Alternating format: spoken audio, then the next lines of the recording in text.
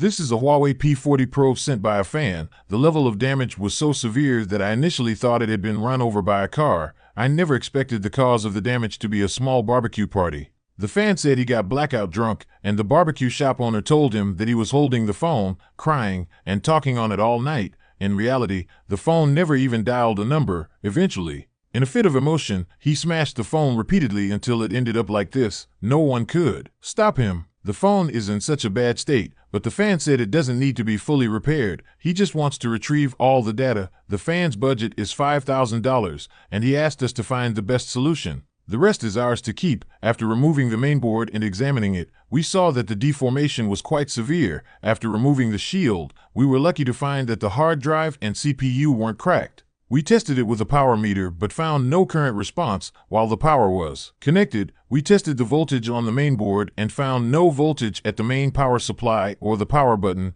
This phone has a dual-layer mainboard with the battery connector on the upper layer, which connects to the lower layer through the middle frame. We tested the positive terminal of the mainboard's connector and found no resistance, as we suspected. The dual-layer mainboard likely suffered from impact damage. We removed the upper layer of the mainboard and found that, surprisingly, there were no missing points, except for one small capacitor. We cleaned up the solder pads and reattached the capacitor, since the upper layer of the mainboard had no missing points. The issue likely lies in the connection between the middle frame and the lower mainboard. We used a hot air gun to heat and remove the middle frame to inspect it. After removal, we were shocked to find that 2/3 of the solder joints were missing, but we still had a way to handle this. We soldered a wire to the positive test point on the mainboard and supplied power to the main power line to see if there was any response. We noticed a slight current, but it only fluctuated by a few milliamps. This suggests that the CPU might be damaged from the impact, with either a broken or partially soldered connection, or perhaps it was affected during our reflow process.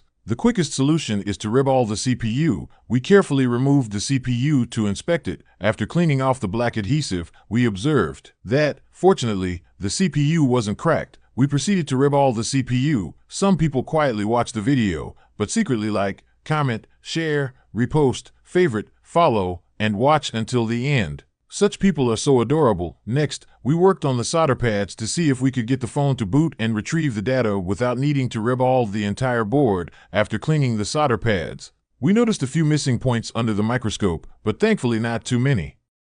We used a blade to scrape off the residue from the missing solder pads and created artificial solder pads using copper wire. After securing the solder pads with solder flux, we repeated the same process for the other missing points. Once the solder pads were cleaned and prepped, we proceeded to reinstall the CPU layers. After reassembling the phone and testing it with the power meter, the screen logo appeared. However, this phone requires a battery to enter the system. This means that we've only completed half of the task. We need to align and reconnect the upper and lower layers of the mainboard so that the lower mainboard can detect the battery and allow the phone to boot into the system. After cleaning up the remaining solder points on the mainboard, we identified the battery connector's positive terminal and corresponding points on the mainboard using the circuit diagram. We only needed to restore the missing solder points for these key connections using copper wire and solder flux to create artificial pads. After reassembling the middle frame and aligning the mainboard layers, we tested the phone again with the power meter. The screen lit up normally. Next, we connected the battery and booted the phone. It successfully entered the system. After entering the password, we verified that all the data was intact. Earning $5,000 this way feels a bit too easy. So, we took a matching P40 Pro and transferred the data to it. For $5,000, the fan gets their data back and a nearly new second-hand phone. Hopefully, this will satisfy them.